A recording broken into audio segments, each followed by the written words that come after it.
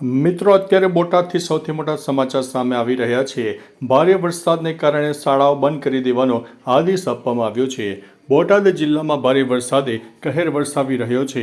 આના કારણે આજે જિલ્લાની તમામ શાળાઓમાં શૈક્ષણિક કાર્ય બંધ રાખવામાં આવ્યું છે।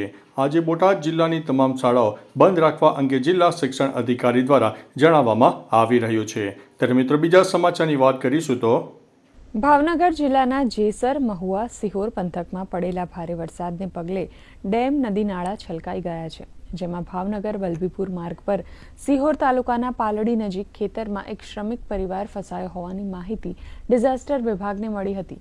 ડિઝાસ્ટર વિભાગ તેમજ સિહોર પોલીસના સંયુક્ત પ્રયાસથી 3 બાળકો સહિત 5 લોકોનું રેસ્ક્યુ કરવામાં આવ્યું હતું। સાથે જ આ પરિવાર 12 કલાકથી ભૂખ્યો હોવાથી તંત્ર દ્વારા હંગામી ધોરણે તેમને રહેવાની અને જમવાની વ્યવસ્થા પણ કરી આપવામાં આવી હતી। અગાઉ અમે 4 જણાનું રેસ્ક્યુ કર્યું, ત્યારબાદ ટીમ પરત વેન્ડઅપ કરતી હતી।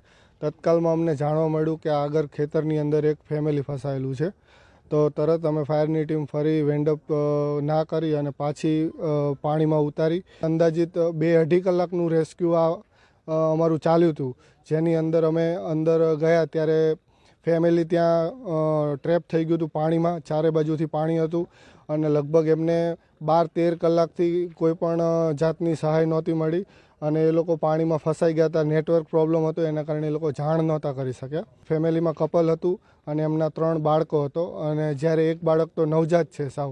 ખૂબ જ કપરી પરિસ્થિતિ હતી। ફાયરની ટીમે ત્યાં જઈ અને રેસ્ક્યુને પાર પાડેલ છે અને હાલ તે લોકો સેફ છે।